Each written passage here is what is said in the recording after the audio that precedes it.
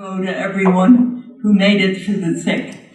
My name is Sandy Close. I'm Director of Ethnic Media Services. I've been tremendously honored to work with Rigo Reyes and Barbara Osborne and the wonderful agencies that are represented here today as a real first of the year formal outreach to the audiences served by our media in this room, ethnic media, with a message of support and how refreshing and exciting it is to be able to welcome Supervisor Solis as our keynote to start off this very important convening of ethnic media, community stakeholders, and LA County itself presiding over a county of people with with a bigger population, as Rigo tells me, than 42 countries. Here we are in the center of the government of LA County with the leading elected official, Supervisor Solis. Welcome. Thank you. That was very thoughtful. And welcome to all of you. Bienvenidos and good morning to you all. It is a privilege to be here with you. This is something that to me is so exciting, and it can't be an afterthought. As we move ahead, we have to think about how we integrate. The county integrates all the voices of the people that we represent in the county. 3.5 million immigrants that make up our county out of 10 million. And make no mistake, it's going to keep growing.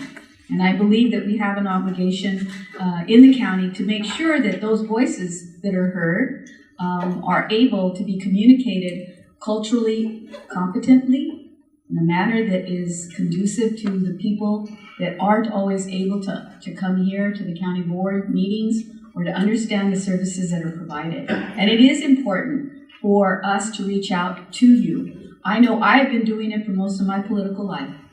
There is no doubt about it. It is important to be able to engage with all of our ethnic media. And as I have come up in my past 20, 25 years, I know how important it is, because oftentimes you may not be the ones that get the first story or the story that has already been out there for a week.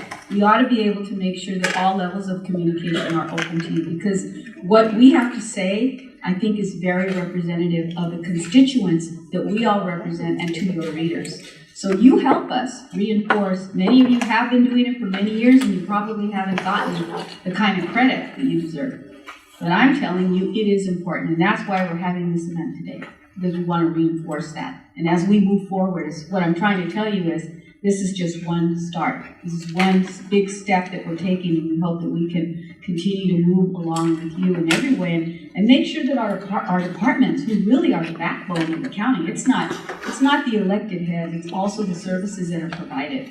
And I'm really excited that Office of Immigrant Affairs, Rigo, who you'll be hearing from later, and also Joe Nikito, who's just become our new department head for our Consumer and Business Affairs, and our outstanding director for public health, Barbara Ferrer, who hasn't even been here, not even 2 years, a year maybe, almost a year. And all the others that are here are really making headway for us in helping us shape our policies that impact the 3.5 million immigrants and others, just the community overall, the entire community, needing to know what the county is doing on their behalf and where we can make improvements. I think that is really critical.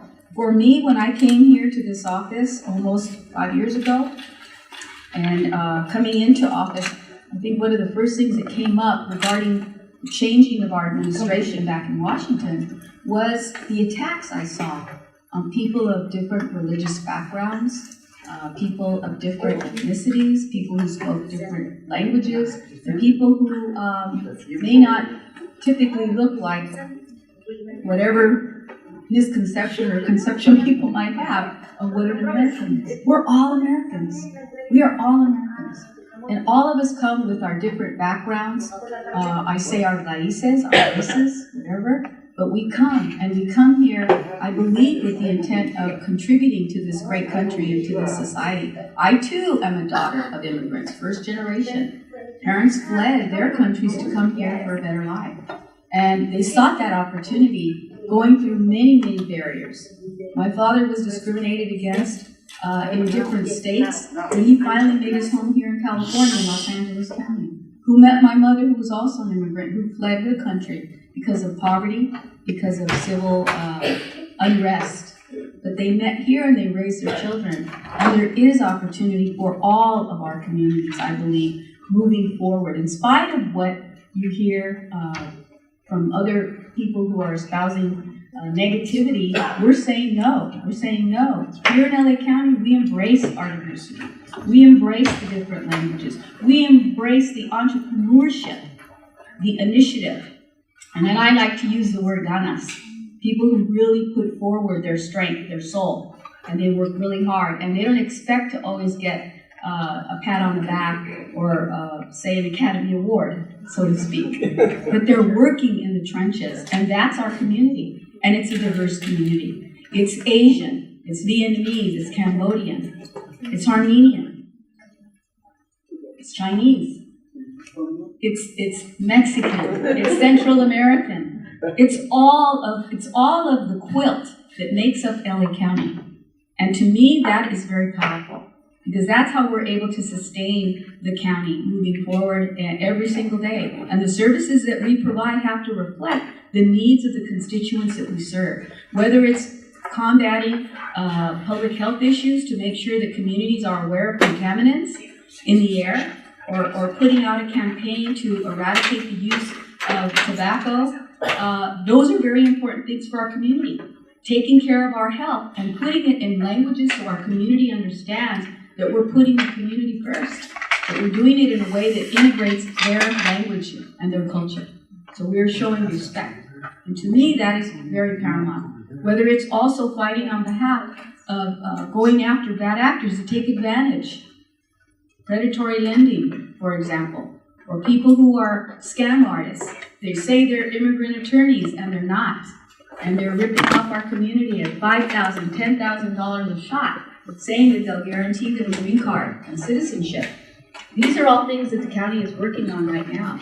Among others, is also providing coverage to people for undocumented, and I don't just want to use that word, people who are low income and uninsured. We have a program that's unique to LA County. I'm not even sure people are aware of it. It's called My Health LA.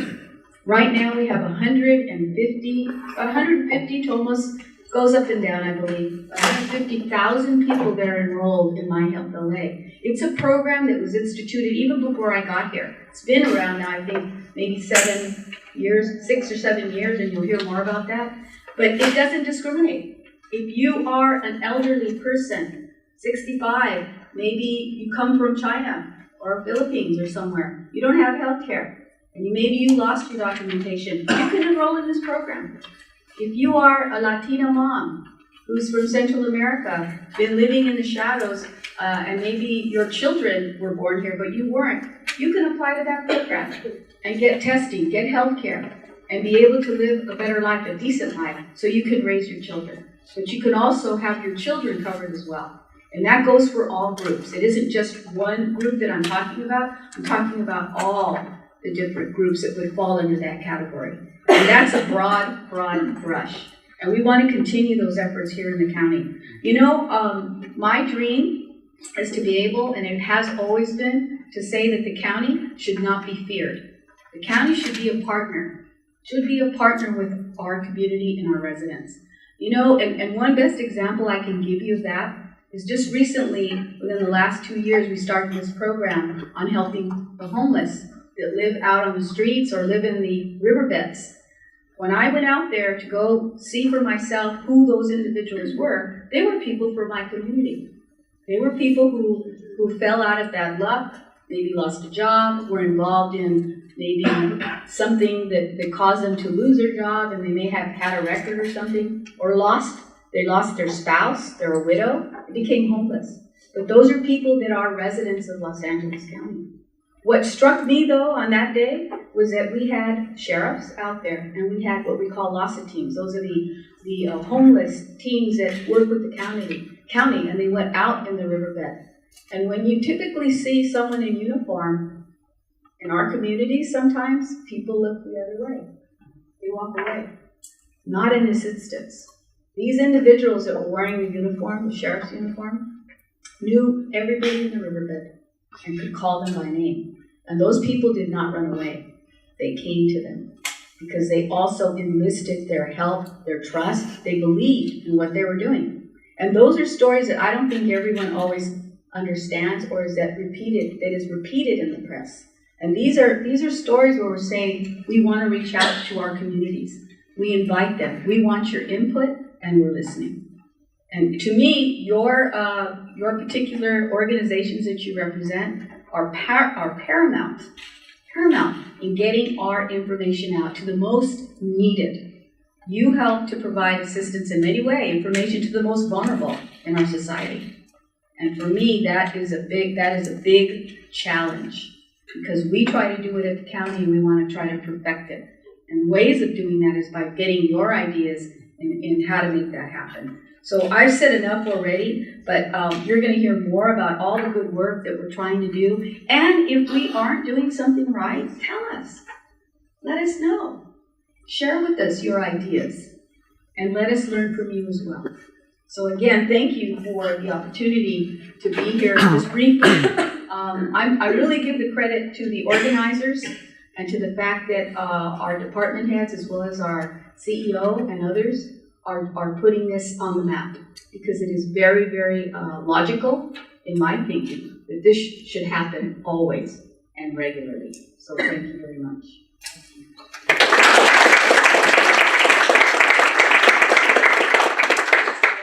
Supervisor Solis, we have time for 2 questions. If somebody has a burning question from the media, would you raise your hand? And yes.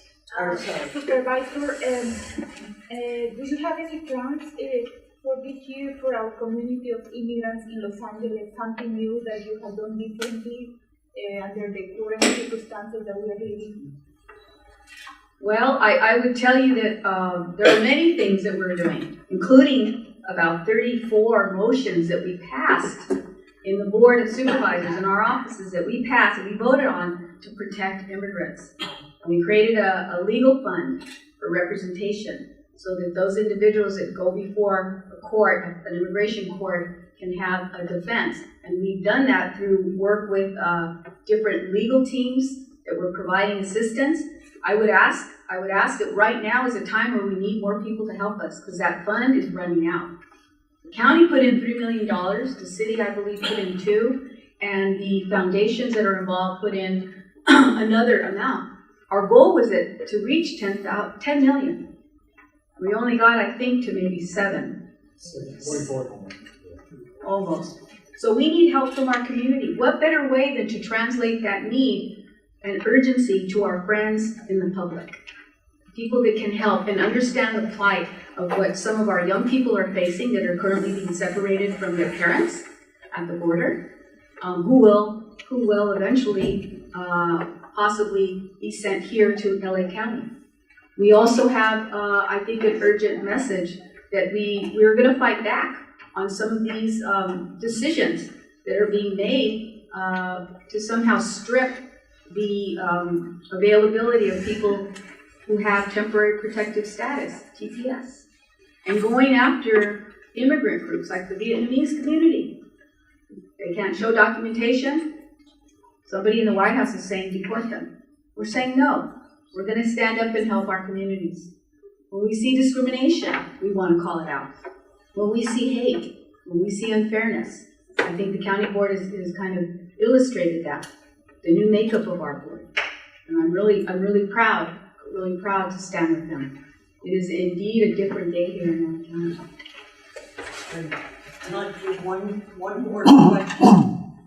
Somebody who has a burning question. I can perhaps take the prerogative of asking, does LA County help other counties figure out what to do, are you a model at this time of real challenge when people have so little trust in government? I would hope so. And I think that what we are demonstrating on the County Board of Supervisors is that we can lead. We can lead and show the other parts of California as well as the nation, because our voices are being heard back there in Washington. I can guarantee that that's happening. I recently was on a visit there to visit our new delegation.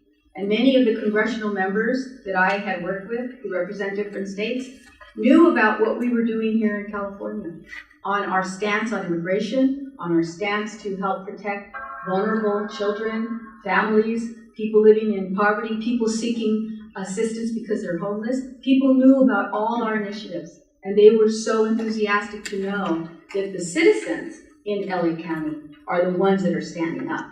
So we're just the vessel, but it's our community that's standing up, and that for me is a light that I like to see shining and brighter.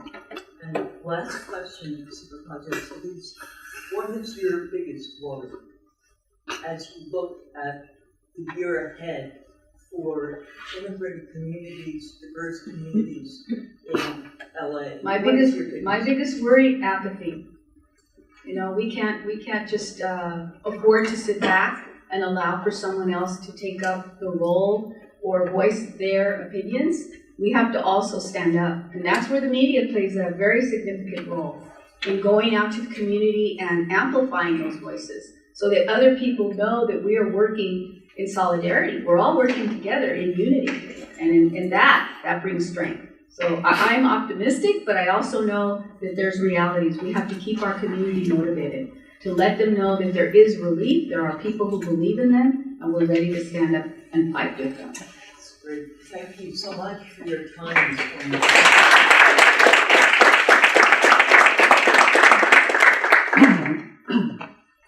Thank you. Our guest speaker is a wonderful way to start the briefing, and now we're going to turn to Rigo Reyes, the Director of the Office of Immigrant Affairs. But before I do that, there's just a small ritual we always have at ethnic media gatherings.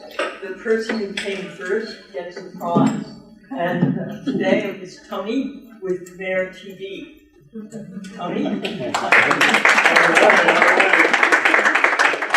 Thank you.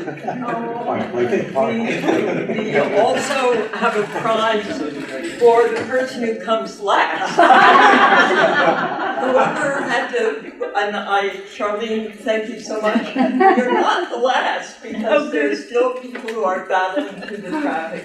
You can't imagine what a great opportunity this was to get to know all of you, to work to put this meeting today together. So everyone who isn't here, who is trying to get here, I feel so badly. Martha Rudd, for example, from Asian Americans Advancing Justice, and others, media colleagues who, well, here comes our Karen Press representative. So honestly, for our speakers, let me just say, the media really, we had tremendous RSVP list. Whoever isn't here will get a very important story we produce, which we will share with all those media. Just know this event was very appreciated by our media, even if there are a couple of empty chairs at the table. Okay, so our great convener is Rigo Reyes, and you are now up next for our briefing. Thank you, Sandy. And you don't want to even imagine what the prize for the last to arrive is. I want Sandy, and just keep that in mind for next time. Welcome, everyone. Good morning again. It's so great, to have you here. As you heard, Supervisor Solis, what's going on in our immigrant communities clearly is of huge concern to the county. It's of huge concern to the department heads who provide the services, At the leadership level of the Board of Supervisors, she mentioned something more than 32 motions in support of the work that we do for our immigrant communities. I've been with the Office of Immigrant Affairs, which is in the Department of Consumer and Business Affairs, for the last 2 years since we opened the office. I've been with the county for 22 years, primarily in consumer protection in the Department of Consumer and Business Affairs. But I can tell you that over the last 2 years, just seeing what our immigrant communities are going through, it's unprecedented. It's the fear that they have, the issues that they are facing, not just the parents. When you have the kids who become part of the overall situation, I mean, how can you explain to a parent that their kid has been taken away? And when they come to us, we are the place that they come for help. So I wanted to, really thank you, because you, the media, are the trusted sources for our immigrant communities. And I know that, for a fact with my family. Like when I visited my grandmother, who unfortunately passed away recently, she asked me a question about consumer protection or whatever it was, if my answer did not match what her trusted reporter had just said on the 6 o'clock news, she would just dismiss me. So I made it a point to listen to the news constantly when I was going to see her, so that before I answered, I had to remember what the reporter had said, and I had to align my answer with that. You are literally in the living rooms, in the bedrooms, sometimes even in the bathrooms, when people are watching your stories on their smartphone. They trust what you tell them. You are there not only to give them the information they need, but I think more importantly even to know what the needs of these communities are, so that you can tell us how we can better do our jobs. So thank you again very much for being here, because I think 2019 and beyond is really the year when here we at the county have gotten all our training, sharpening our saws to be able to provide more and more services that are very responsive in a culturally, in a linguistically competent way to our communities. And for us to do our job, we depend on you. And let me just, Supervisor Solis mentioned some of the statistics, and I wanted to, remind you. The county has 10 million residents, a population larger than 42 states in the country. 42 states in the country. So just imagine how big our population is. Of the 10 million, 35% are immigrants. That's 3 out of every 10, more than 3. But think about this.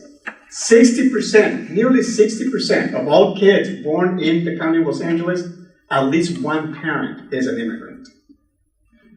Just think the dynamics in those mixed families. So how this impacts our communities, in average, 85% of county residents have lived in the county for more than 10 years. Why is that critical? Because the longer you live in your community, the more you become part of that community. And if you're not functioning at your capacity in that community, then the community suffers, right? 42% of employed, not employable, but employed people in the county of Los Angeles are immigrants. Immigrants contribute 35% of the county's GDP, similar to the percentage of their population. So just imagine what it means to the county just economically. If we don't support these communities to do well, then the county doesn't do well, right? And so it behooves us to make sure that we do all we can to promote the success, to protect the rights, to welcome, to reassure our immigrant communities that we're here to help them. Do you know what the budget of the county of Los Angeles is every year? think this year it's something like $32 billion. We provide services from the womb to the tomb. When I die, the coroner is probably going to go, get me away from my desk. Those things, sometimes our communities don't know. And all we want our communities to understand is we have the services. You don't have to know who provides those services. If you need healthcare, if you need education, if you need libraries, if you need fire, if you need law enforcement, those are all county departments. The county is in the business of providing services to the community. So again, we know that because it's not just one thing, it's another thing and another thing, policies that are coming that impact the communities, that it's having a cumulative effect on how people react when there's a new thing about the census, that they want to put a checkbox about whether you're a citizen or not. Where DACA has been canceled and then stayed, when TPS it ended. All those things create this anxiety, and then communities, as is normal, retreat. That's where you come in to be able to help us. And so you will hear from today, what we want is 2 takeaways that we want.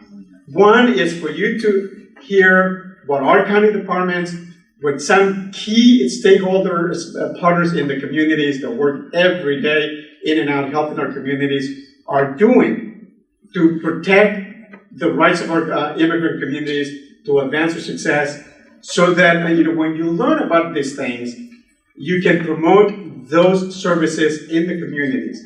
But equally important, we want to reinforce this working partnership that we have with you, so that throughout the year, you can promote, information that comes out. If the county comes up with a new program, if there's a new emergency that, comes on us, we respond, and we want you to be our partners, true partners, delivering this information, connecting us to the communities. I'll end here by, just going to highlight some of the things you're going to hear.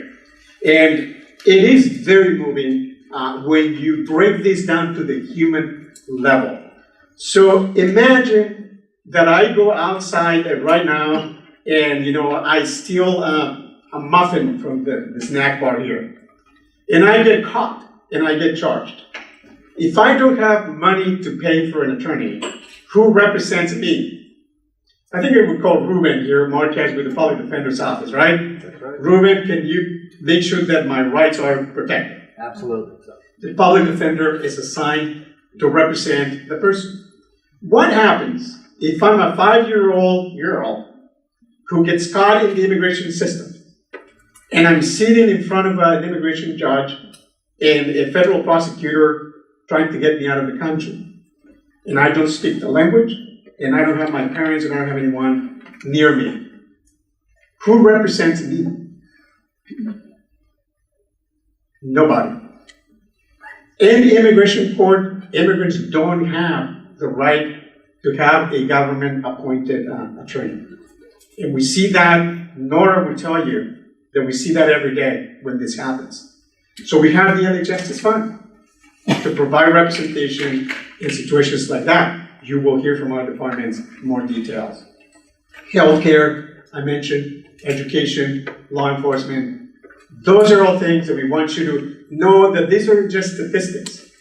These services are things that touch people every day, and if they don't have access to those services, that little girl is going to be put on a plane, and she's going to be sent back.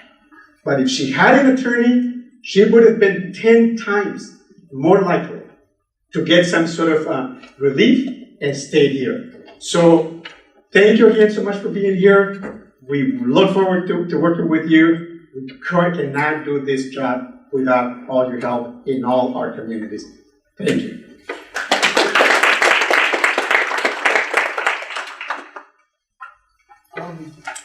Thank you so much, Rigo. There will be time for questions and answers, but I want to get to our speakers first. And welcome to all the media that are now in the outer rim. Thank you so much for making it through the difficult traffic and parking. Our next speaker is Dr. Barbara Ferrer with the Department of Public Health, and we have very detailed bios of everybody, so in the interest of time, I won't give you the background, but please look in your folders for the extensive biographical information on these terrific speakers. Dr. Ferrer. Thank you so much, Sandy, and I also want to thank Barbara Osborne for allowing us an opportunity to meet with you. I'm really thrilled to be here. I'm thrilled to be here with other folks working in the sister departments. You're only going to hear from a few of us today, but I hope that everyone knows that it's pretty much every single department in the county is working alongside of all of our community partners to make sure that this is a community where we understand that the strength of our county and really of our country is our people, and I mean all of our people. And so I'm honored to be part of a group of folks here that really take to heart our obligation to make sure that not just our services, but our policies and our practices align with that vision of making sure that every single person here has the resources and opportunities that they need to thrive. So this isn't about saying that everyone needs the same thing, because we all don't. This is about really making sure that what we're doing here is configuring our services in a way that honors the historic backgrounds, the cultural integrity that our communities hold, the leadership that's already out there, the special needs of certain populations, in particular new immigrants, and make sure that we respond accordingly, both with cultural integrity and language justice. So, I'm really thrilled that we have an opportunity to be here. I also want to acknowledge that what I'm extraordinarily grateful for is that we have media partners, because I think both Rigo and Supervisor Solis said it best, that you are trusted sources of information in our community. You also can help us because you often have access to information we might not have. And so, we're really honored to have so many of you here with us today, and hope that this is really the start of a long-term relationship. So I know I'm only going to talk for a few minutes, but I hope you know that, both me and my chief deputy is here, Cindy Harding, we really value a relationship with all of you, and hope that you'll seek us out if you need information, or if there are stories that you're hearing that you think we need to be aware of. And I wanted to also lift up the fact that I think it's our media that have the best opportunity to do what I call destroy the false narratives that are out there, that perpetuate myth after myth after myth of what both the experiences of people who are in our immigrant communities, the contributions of people in our immigrant communities, and the lives that people are living in our immigrant communities. So, I'm big on saying that there's a lot of false narratives out there. One that, in healthcare, I think haunts me is sort of a notion that, you look at the polling data, and about 52% of Americans really believe that immigrants burden our country with excessive healthcare costs. And there's actually no evidence anywhere in the country that supports that. Here in LA, many of the expenditures, medical expenditures that our immigrant communities face are borne by out-of-pocket expenses. They have a much higher rate of out-of-pocket expenses when compared to non-immigrants, U.S.-born residents, with a really high burden on both elderly and recently arrived immigrants. And even though immigrants are disproportionately more likely to be lower income than U.S.-born residents and citizens, only 16% of medical costs in LA County are paid through public sources.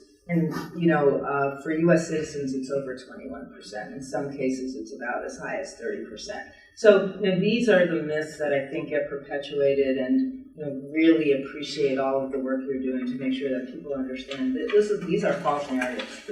And we have an obligation to make sure people understand, as Rigo said, the important contributions that immigrants make to having thriving communities here. At the Department of Public Health, we're committed to ensuring that everyone has what they need to be healthy. And on a day-to-day basis, we provide a host of services, some that I think are better known than others. But including vaccinations for children and adults, these are free of charge.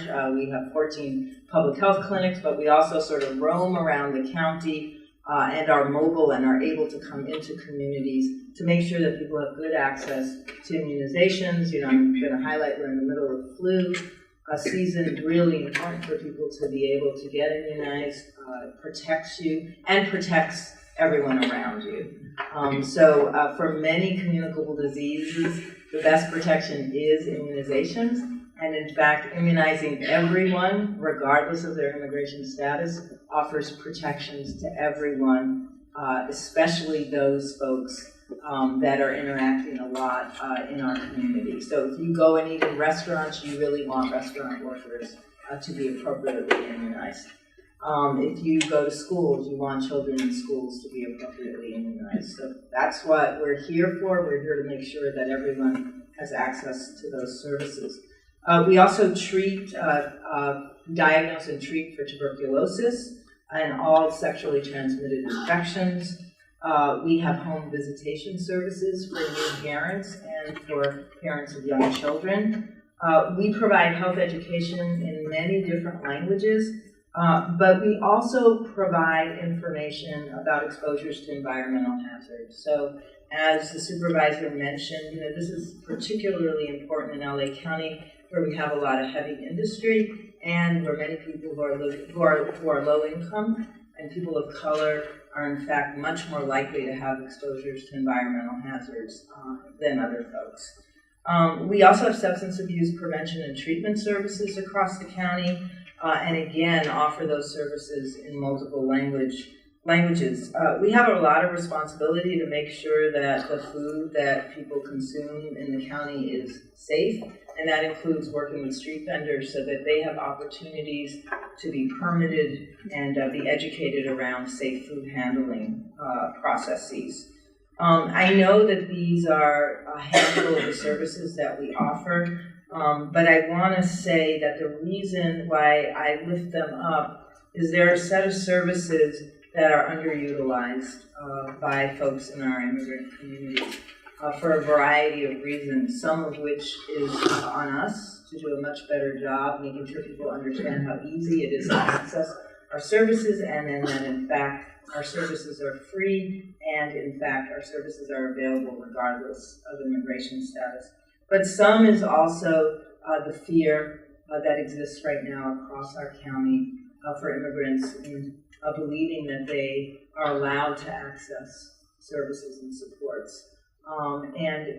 For many immigrants, they have additional vulnerabilities that make it particularly important that we focus on the fact that this is a time for us to make sure that there are more services, not less services, and that people understand clearly that there have been no changes to the public charge rule.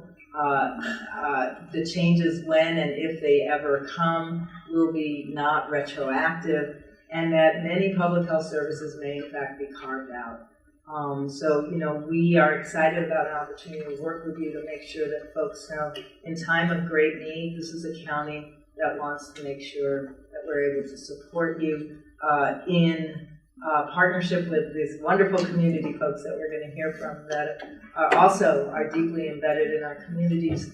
Our job is to make sure that as voices get lifted up around the needs of any particular community, you can rely on the public health department to do our very best to align our services and our supports with what residents need throughout our communities. So thank you so much for inviting me.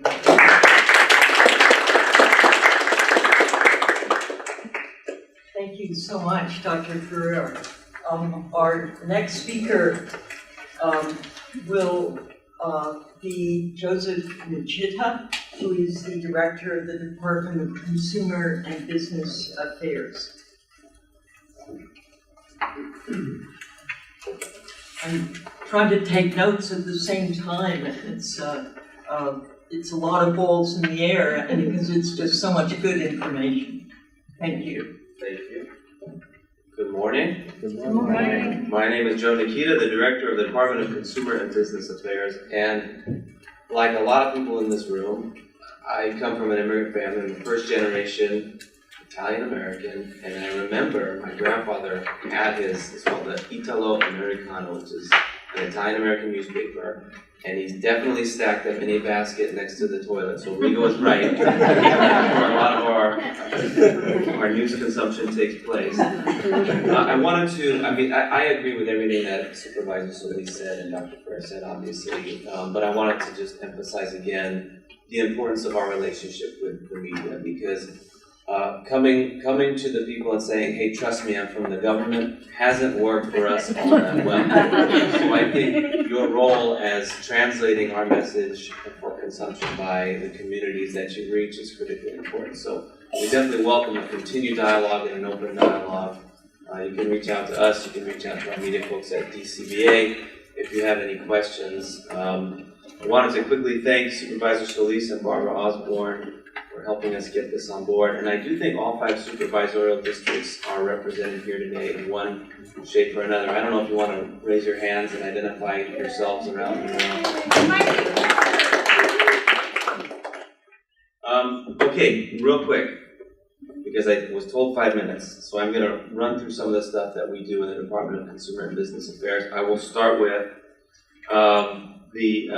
what we call the LUCA Day, the Local Update of Census Addresses Community Canvassing. This actually happened in June of last year. It was a community effort. We had lots of department personnel volunteer their time. We had unions come down, volunteer their time, and it was a canvassing effort to count hard-to-count households in the county so that our representation is accurately accounted for, and that we get everything we are due in terms of federal funding and in terms of legislative representation.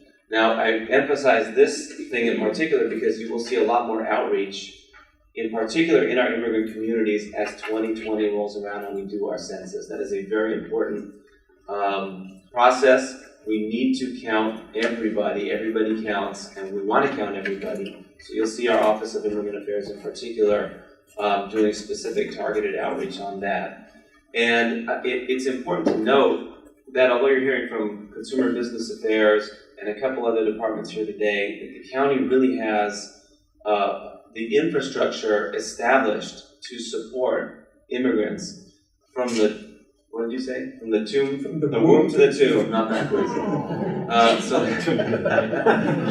But these are services that we provide that we want our communities to access. We don't want our communities to be afraid of accessing these services.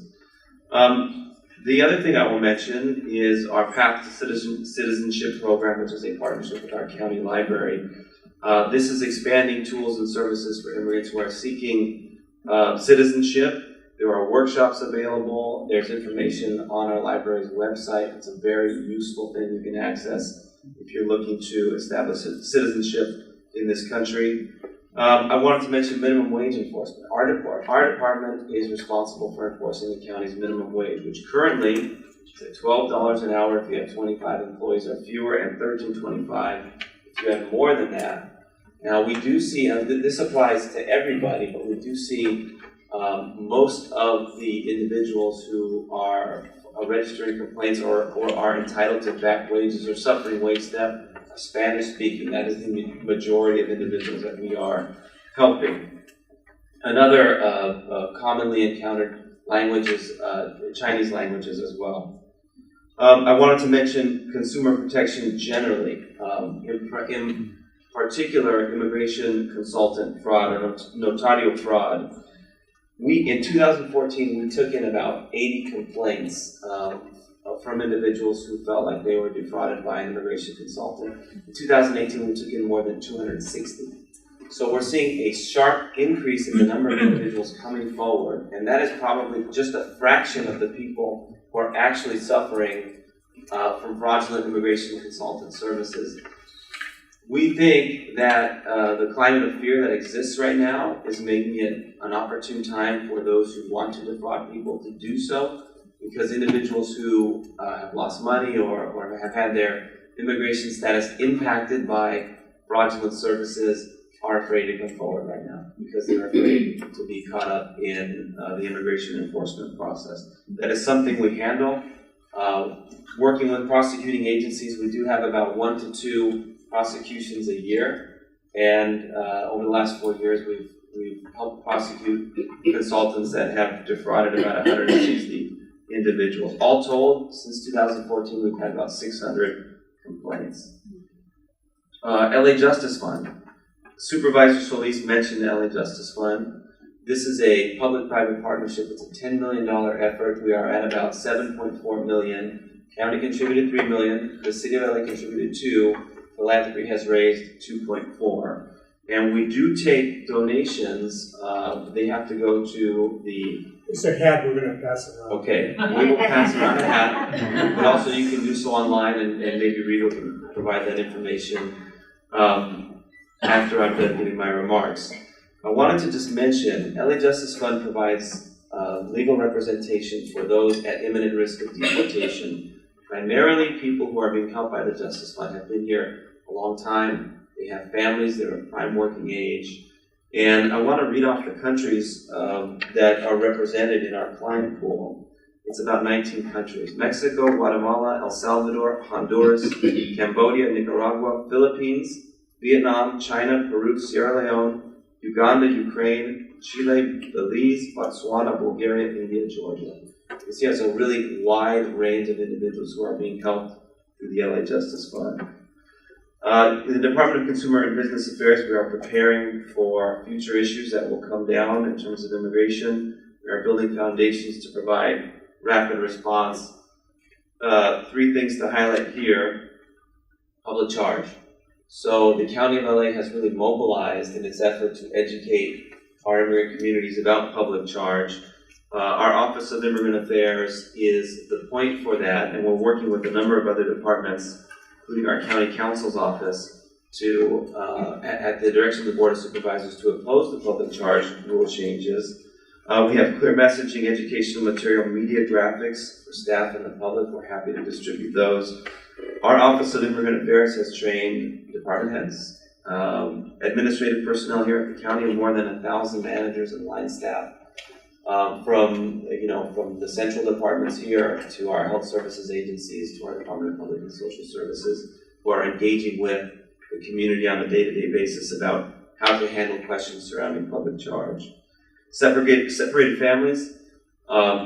The county has convened 8 departments and dozens of community partners to assess the unmet needs of children and families who are separated at the border. And we have recently amended our Justice Fund so that separated families can also access services of an attorney through that network.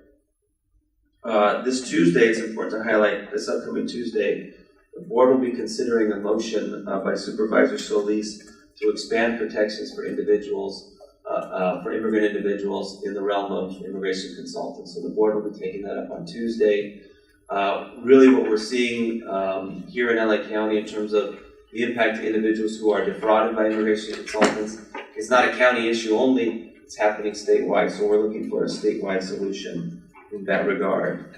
Payday lending, the supervisor mentioned payday lending. Our department is leading a working group of many different departments to see how we can curb the impact of payday loans in our communities, in particular in our immigrant communities as well. And we're happy to partner with Dr. Ferrer and the Department of Public Health on sidewalk vending and regulations that will be forthcoming there. So that's what I wanted to highlight. We do a lot more than that, and certainly our department is available to support anybody, immigrant or not, if they are experiencing a consumer issue or a fraud issue. Is what we do. Thank you very much.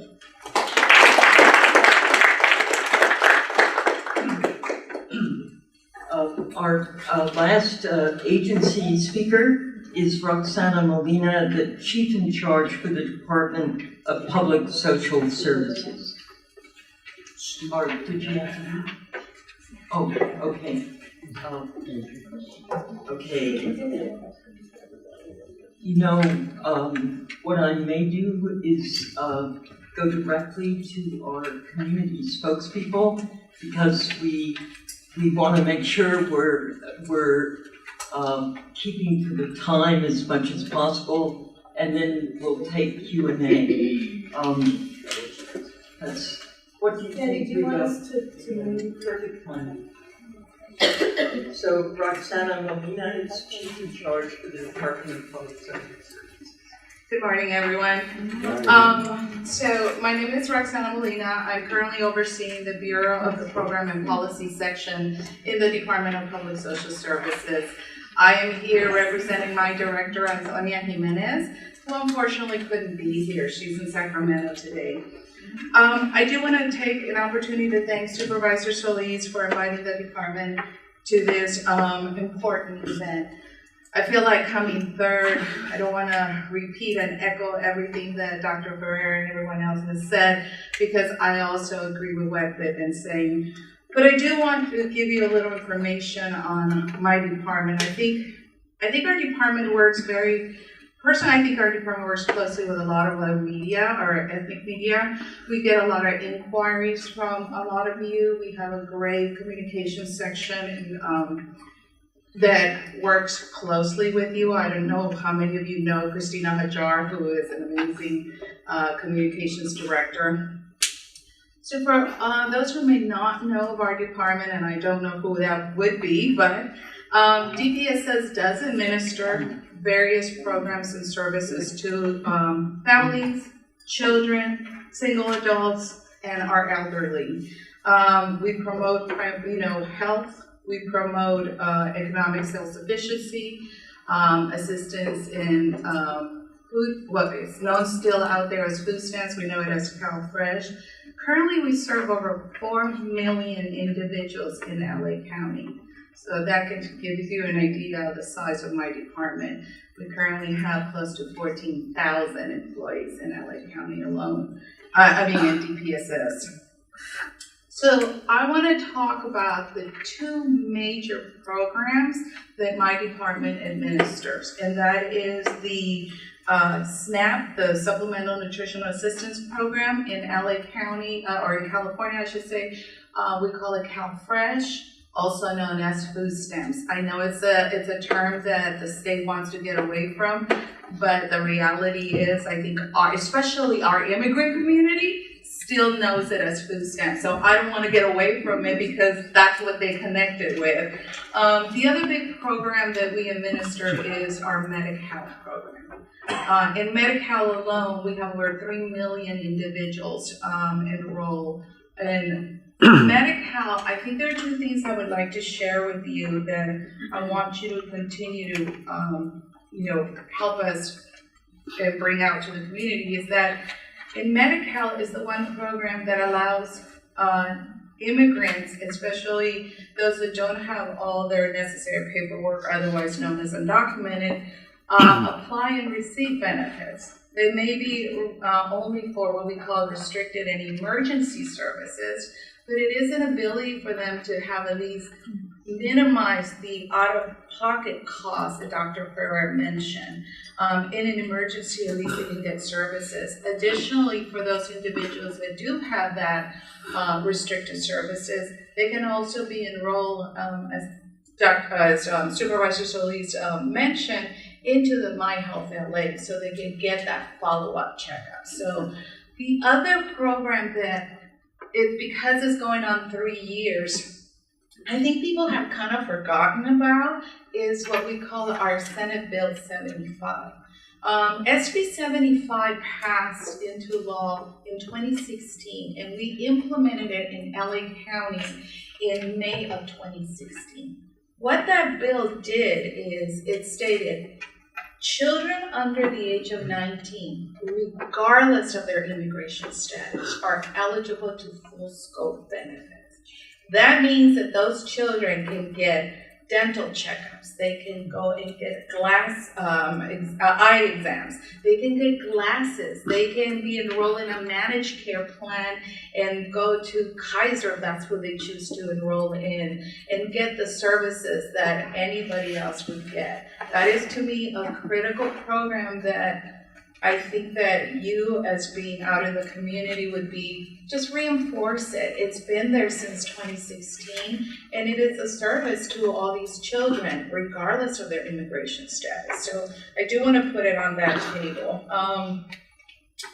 So for us, it is, as everyone else kind of mentioned, it is a difficult time dealing or working with our community. There is fear, there is concerns.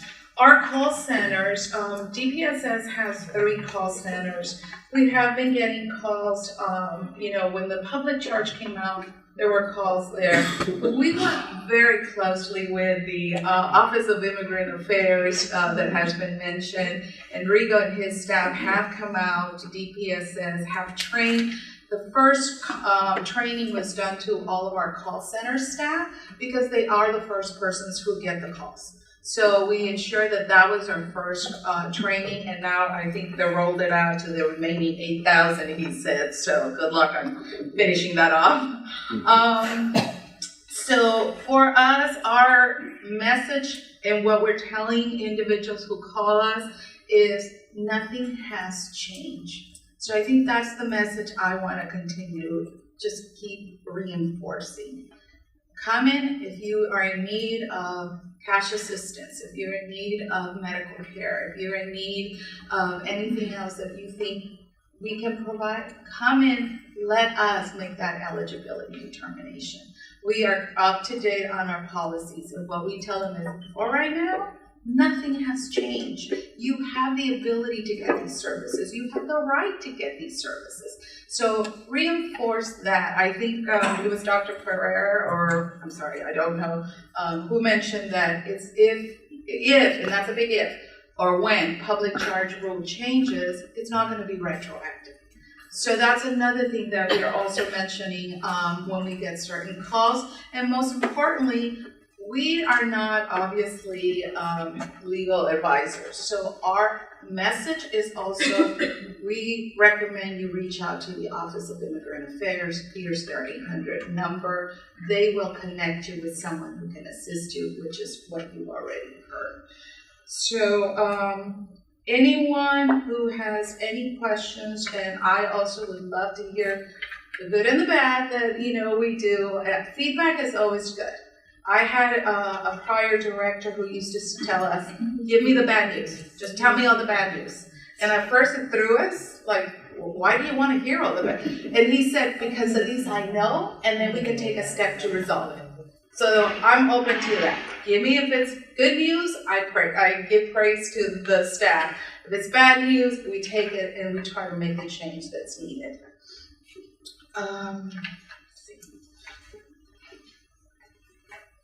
So I think that for me, the other big news, and I think that we saw it also working with them, was this whole government shutdown.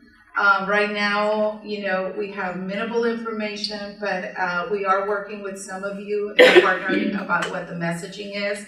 One of the messages that I would like you guys also to assist me with is, as part of the government shutdown, or because of the government shutdown, we were asked by the state to issue what is called advanced CalFresh benefits. So and that was done just this week on Tuesday. What that meant is that we issued the February, next month's benefits this week. We're trying to get the public to understand that these are not extra benefits for January, but they're February benefits. And that we really want to ensure that they kind of like budget them, because we don't know what can happen come March 1st. But for right now, I think we have, everybody has been issued those benefits, and if they did get them, they're being processed as is. But I think the message I would like to get you to assist me with is budget. Because come February, you're not going to get your February benefits. You already got them this week.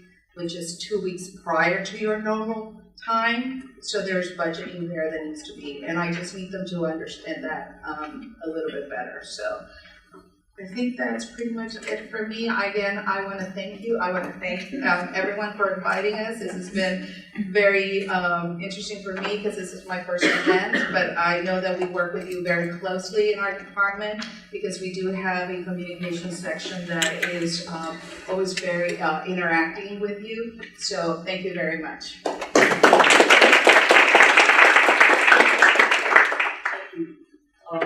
Because of the time constraints and the fact that so many people had a hard time getting here, I want to break for a moment with our program and ask you for questions for our agency heads, one of whom has to leave in about 5 or 6 minutes, Dr. Ferrer.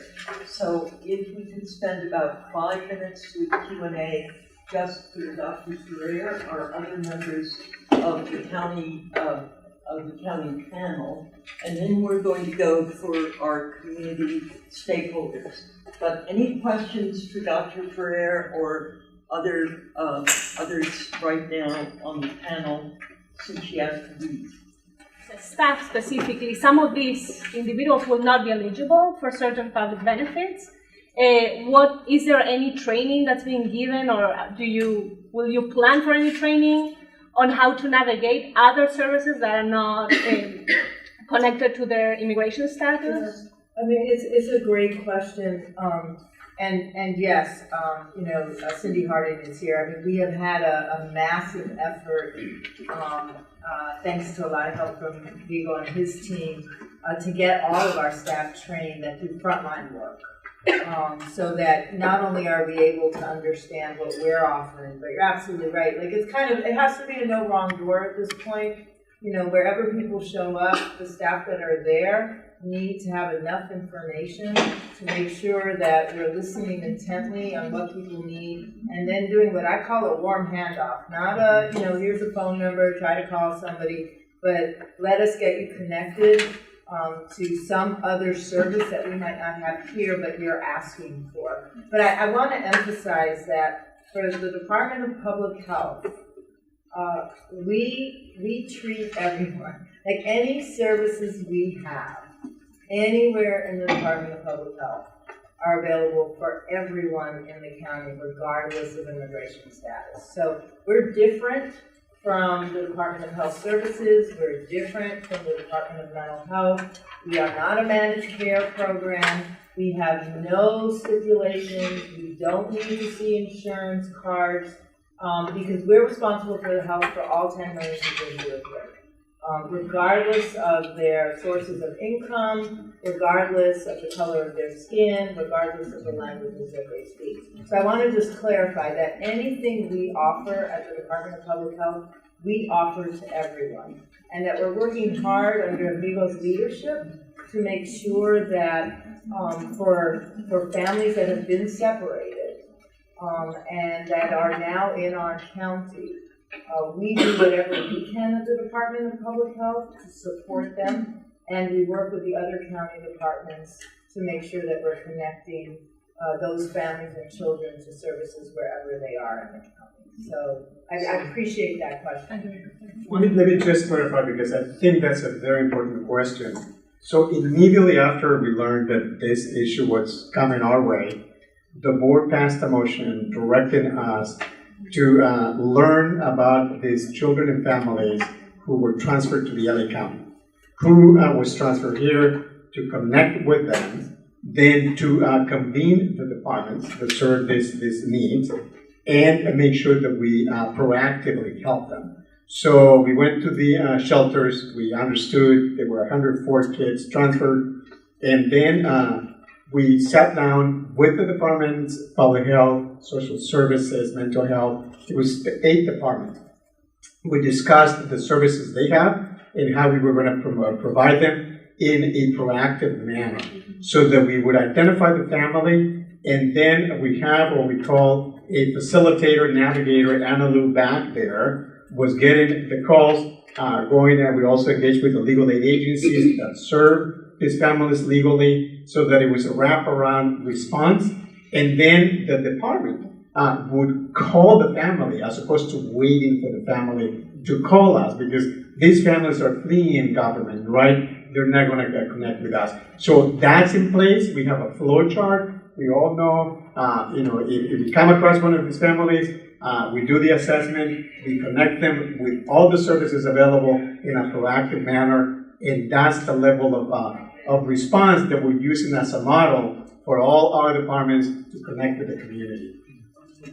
I think with that, Dr. Ferrer, can Well, go to and our community. Right, absolutely, and I'm gonna ask Cynthia Hardy to actually come and take my place, so if there are more questions, my chief deputy is here, and, we're, again, happy to answer any questions.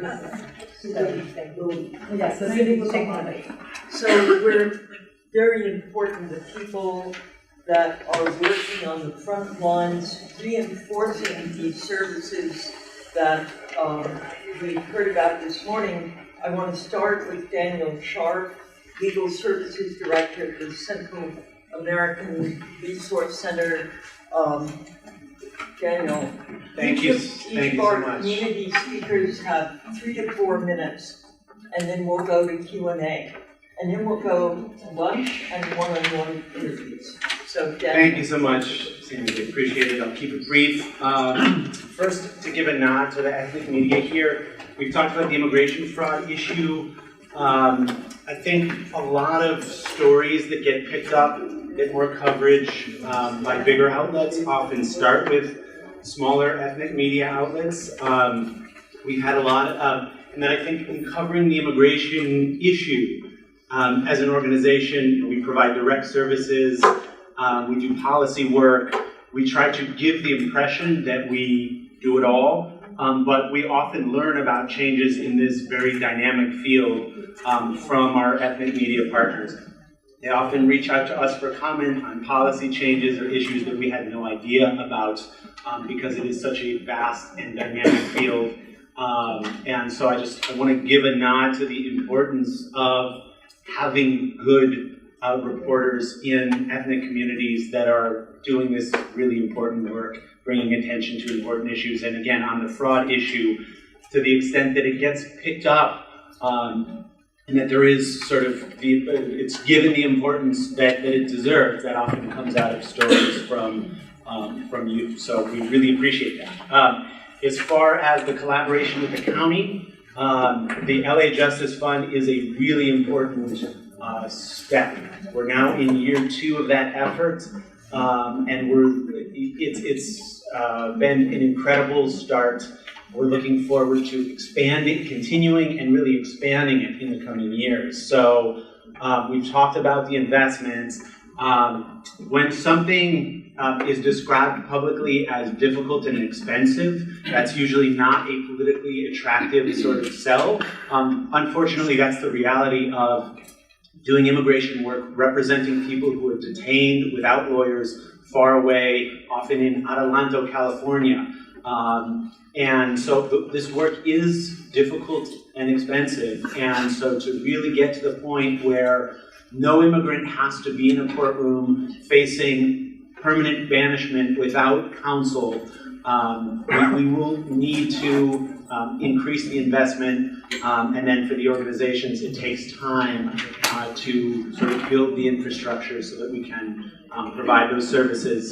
But we're off to a really strong start, and we are optimistic that we'll expand that program at the end of this year when the current funding cycle ends. So, and then we do appreciate the partnership with the county on public charge.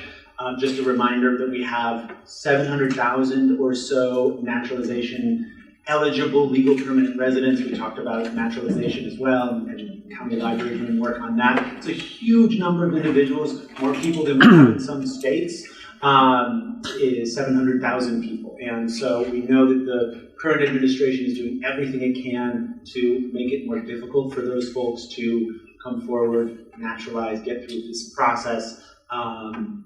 And so that partnership with the nonprofit sector and government is critical in the coming years. years. So I think I'll wrap up there. I was going to do it in Spanish, but we're short on time, so we'll You're leave it available there. for So, interviews. yes, Thank of you. course. Thank you. Thank you. Thank you. Carol Gomez is Clinical Director for the Center for Tortured Victims. And thank you, Carol. Okay. I'm short and this mic is way Thank you so much for inviting me to this forum, and thank you all for being here. Honestly, I don't want to repeat what people are saying. Only what I can just say is that I have the privilege and the life opportunity to work with immigrants day in, day out. And in my capacity as a therapist and as a forensic evaluator and as an immigrant rights advocate, I have the rich experience of being able to interface with people from all over the world who are seeking asylum here in Los Angeles.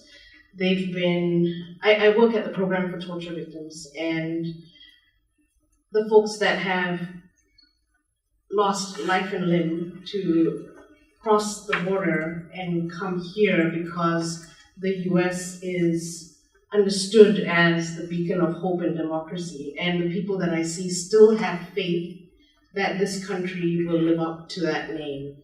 And they've sacrificed a lot, they've suffered a lot, they've gone through immense trauma, physical and psychological.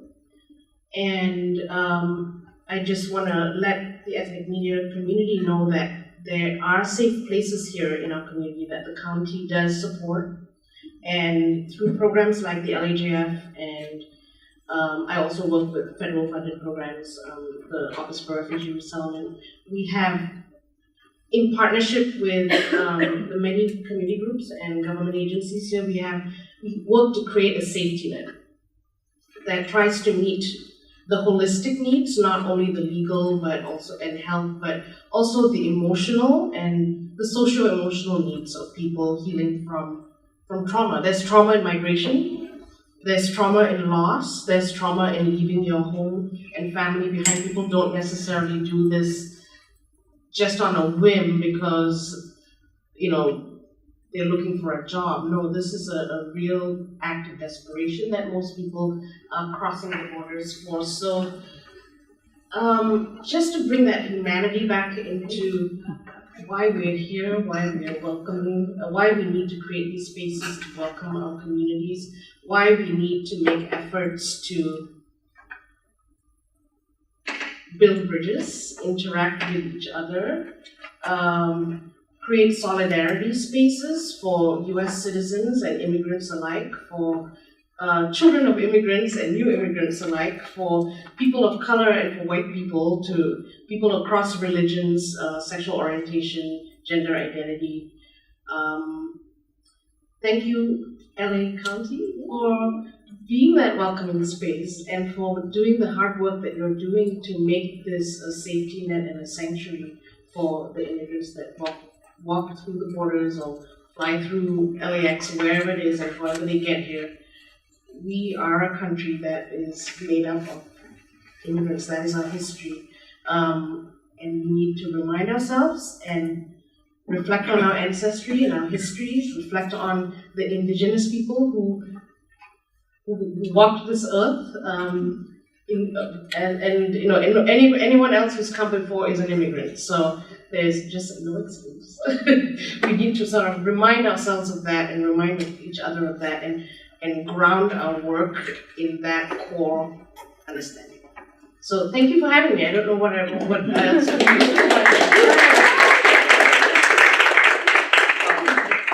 Ortiz, who had also battled with parking. Thank you so much. The legal director for Catholic Charities Proyecto Estrada.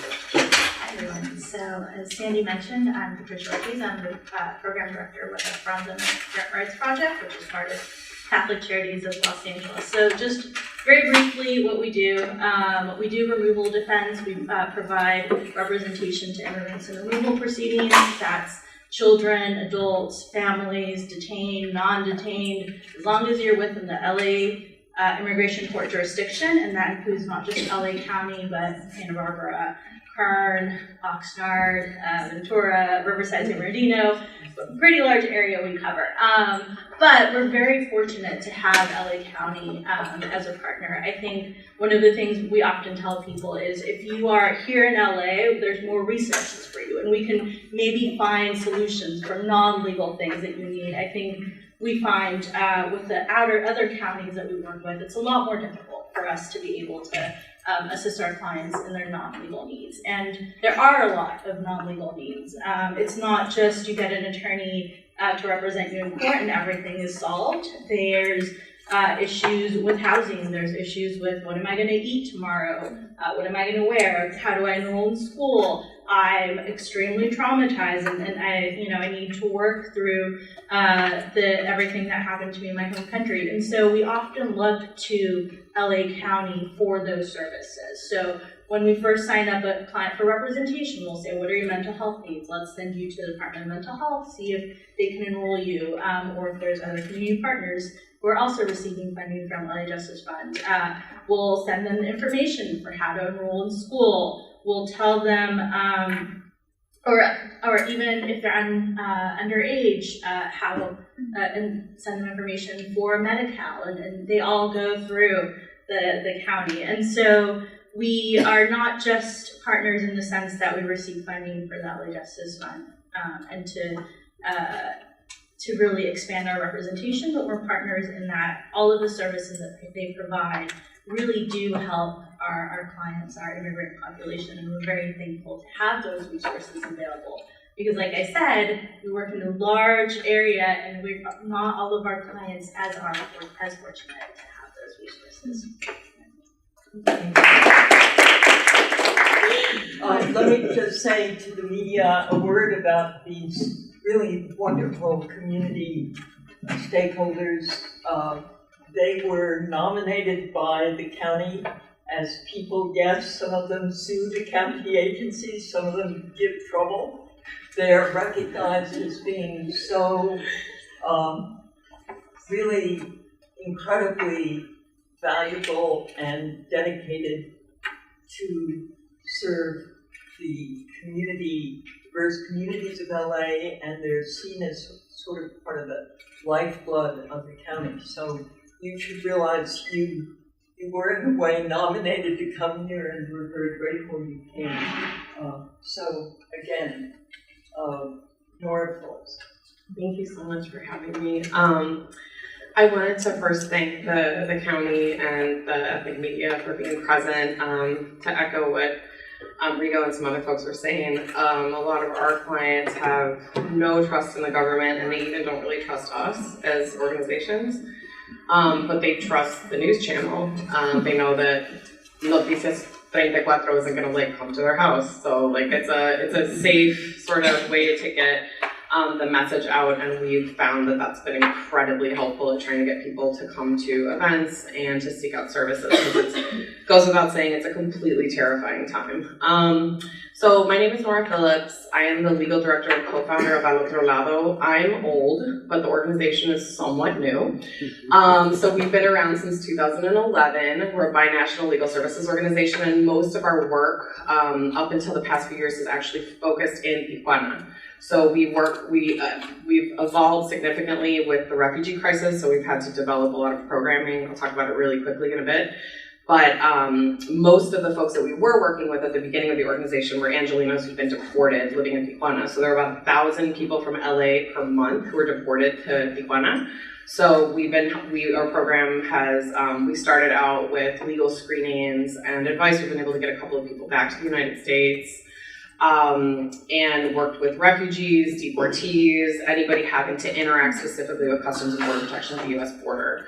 So those programs have developed significantly. We now have an awesome office that's located at the Wellness Center in LA County Hospital, which is like a dream of mine, where we're able to provide free immigration legal services to patients, their family members, anybody from the community who's low income and needs services. And we do everything, even if it's not funded. We do immigration, so naturalization, DACA, TPS, family-based petitions, detained removal, non-detained removal, U visas, VAWAs, T visas. And we also have a homeless services program, which is operated off-site from our office, on-site to various county and city events to serve homeless folks. We have a large number of clients who are homeless who qualify for a shocking number of services, including naturalization, which was surprising statistically. So that's our Los Angeles office. We also work, we're representing almost all of the separated families. So we have, that's run mostly out of our Tijuana office. And then once if people are reunited, then we take over those cases as well. So there's a lot that happens where people are in Tijuana, they turn themselves in at the border with our staff down there, then they get processed. If they get released or if they stay detained and the case goes to LA, then we take it over from there. And we also serve as a link between people in Los Angeles and their family members who've been deported. So we also have, we're a national qualified representative provider for the Franco V. Gonzalez class of individuals who are severely mentally ill, detained, and low income. So we're one of the appointed providers. It's one of the few areas in immigration law where you actually get court-appointed counsel and there's some semblance of due process. And we work extremely closely with Department of Mental Health on those cases, and they have been an absolute godsend.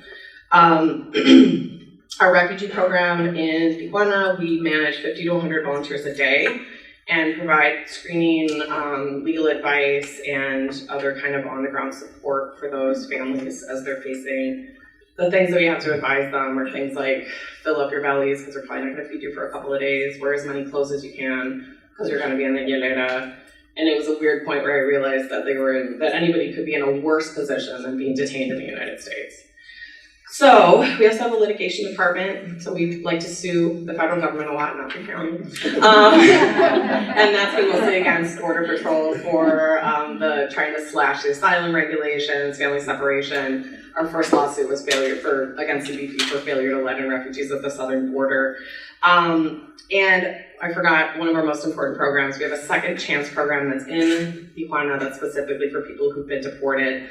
And we're able to help those individuals with funding from CDSS since it covers current and former residents of California, so thank God for them. I just wanted to give a huge shout out to everybody here, all of the orgs, we all work together. That's my old boss, still love him. And, and we work extremely closely with DPSS, TMH, Office of Immigrant Affairs, love you, and I'm clearly not from California, I'm from Wisconsin, and I'm in love with LA. Husband works for DHS, he's a nurse, this county makes this job psychologically bearable right now, so thank you.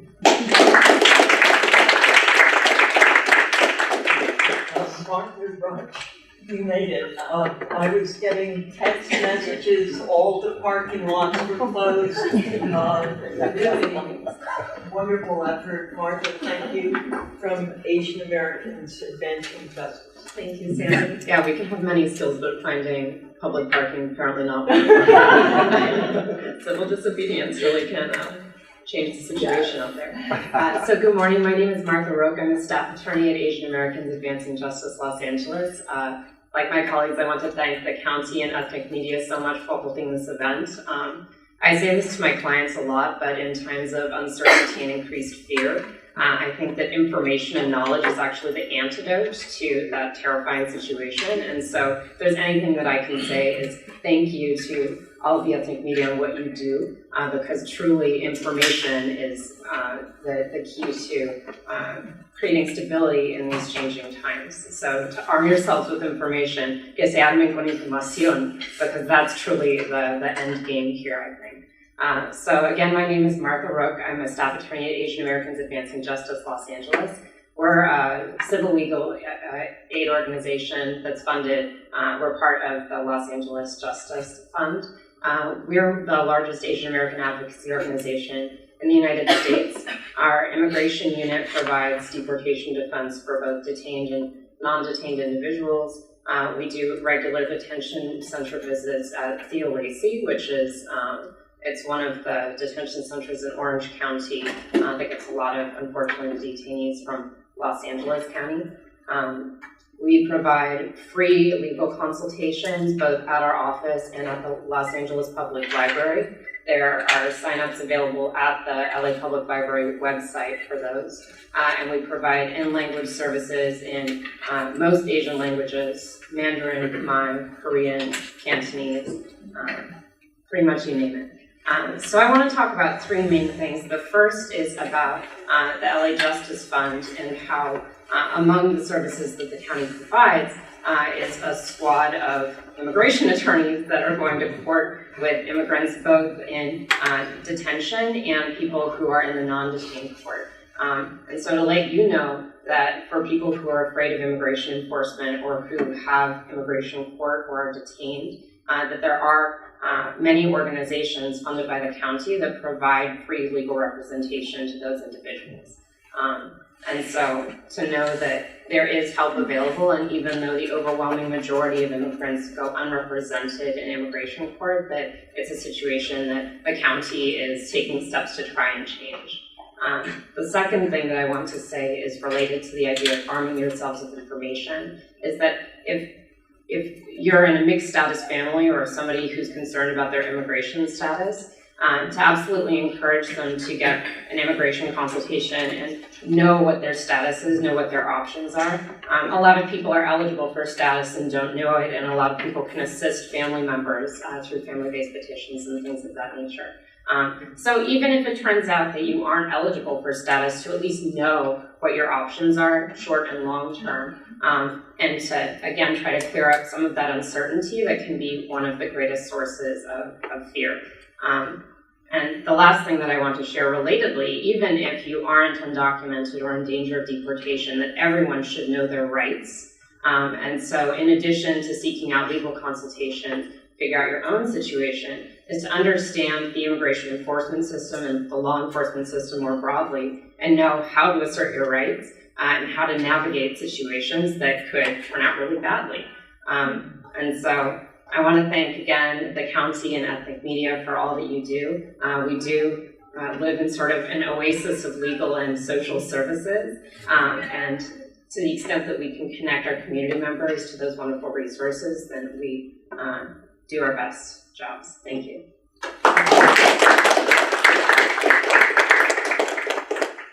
Finally, we have Jenna Gilbert, Managing Attorney for Human Rights First.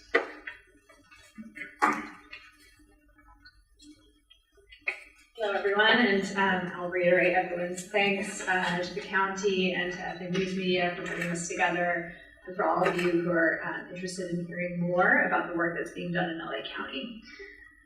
Martha's correct, we are in an oasis, not just in LA County, but in the state of California. There are really a tremendous amount of resources here, so it's very exciting, and as Nora mentioned, kind of helps bring about some sanity of the situation going on in our country right now.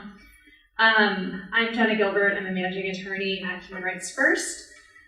We are probably the newest newcomer to the LA legal services scene, but we're not new in general. So I'm going to take this opportunity to introduce ourselves to some new faces here.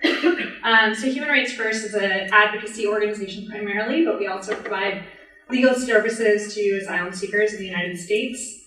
We've been around for 40 years, but primarily on the East Coast. And our LA office is our newest office, which I opened in 2015. In terms of the services that we provide, we offer free legal representation to asylum seekers. Pretty much anyone from any country who is fleeing their home country because of persecution can be eligible for our services, regardless of whether they're in immigration detention or not in detention, removal proceedings, or seeking asylum affirmatively. We also do quite a bit of advocacy on issues impacting asylum seekers and refugees. A lot of that advocacy is focused on detention and the conditions of detention in detention facilities around the country. We most recently published a report on Tuesday outlining the detention conditions in Southern California detention facilities, and particularly their impact on asylum seekers, who are oftentimes the most vulnerable populations. We also engage in strategic litigation, again, not suing the county, but suing the federal government for policies that infringe on the rights of asylum seekers, particularly most recently challenging the asylum ban from the Trump proclamation, trying to prevent the so-called caravanners from seeking asylum in the United States, and also challenging policies for release of detained asylum seekers. So we kind of provide some very broad services and advocacy on behalf of this population. In terms of something that Dr. Barrera mentioned earlier, one of the most important roles that we see of ethnic news media and media in general is kind of dispelling some of the myths that may impact our clients. So some things that I wanted to reiterate are important to provide information to the community about are things such as it's not true that asylum is shut down, that the program in general is no longer available. I recently had an attorney ask me that question, obviously an attorney not practicing immigration law, so that would have been a little bit of a silly question for him to ask me, but this is someone who's obviously highly educated, native English speaker, and even they seem to think that that asylum no longer was an option, and that's something that's really important to dispel. Other things that are really important to inform the community about, particularly as it pertains to asylum seekers, are dispelling the myth that survivors of domestic violence are no longer eligible for asylum. That's not true, and many of the organizations in this room continue to zealously advocate and represent folks who are in those circumstances who are seeking asylum. A little pet peeve of mine is also to dispel the myth that it's political asylum. Folks are eligible for asylum for a broad array of issues that oftentimes have nothing to do with their political opinion. And sometimes when we use the word political asylum too often, it makes folks who would otherwise be eligible for asylum think that they're not actually eligible when in fact they are. And some other things that are important to note, again, is that it's not true that people fleeing violence in Central America are no longer eligible for asylum. Again, these cases are very complex and involve a very broad array of factual scenarios. Not every case is the same, and by kind of lumping these categories of people together, it provides a little bit of misinformation that all folks fleeing these circumstances are somehow not eligible for asylum, which is just not accurate. And then another thing, public charge has been mentioned a lot, and there was a little bit of a mention to exceptions. Asylees and refugees, if there is a public charge issue that comes up in the future, they will not be impacted by that. They do fall into an exception. So that's some important information misinformation to dispel as it pertains to the refugee and asylum seeking community. Apart from that, I will reiterate Dan's call for expansion of the LA Justice Fund. It's been a wonderful addition to this community, but there's a lot of work to be done still. Our organization exclusively represents asylum seekers, and in a detained context, that means folks who are recent arrivals who have just arrived to the United States, and they're actually not eligible for legal representation through the LA Justice Fund because they don't have the residency ties to LA, even though they may have family that live here, and this may be their intended community where they plan to resettle once they are granted asylum and released from detention. So that's a really vulnerable population. We talk about that population, the impact of detention on those people who've already been traumatized and are being re-traumatized in a detention context in our report which we just issued this week. But it's important to note, no one wants to leave their home country, and asylum seekers are a very vulnerable population who are in need of high-quality legal representation. And as a community, I think people have been pretty horrified seeing what's happening at the border. Mothers and children being tear gassed, and people being ripped away from their loved ones. And as a community, we should come together to make asylum seekers a priority and making sure that they can find legal representation as well. The stakes are really high. There's an immigration judge who has a very famous quote that she adjudicates cases, death penalty cases in a traffic court setting. And that is how serious these cases are, and folks are being pushed through the system without legal representation. So we applaud the efforts of the county, we applaud the efforts of the state of California as well. That has put a lot of money into legal representation across the state, including most recently another $45 million, and Governor Newsom has indicated that he plans to continue this program and at the current funding level. So we're incredibly thankful to be in this oasis and to have these opportunities for funding so that we can provide the representation that these vulnerable populations so desperately need. That's it. I think I'll let you all go eat. Thank you. Thank you so much. Here's what I want to do with our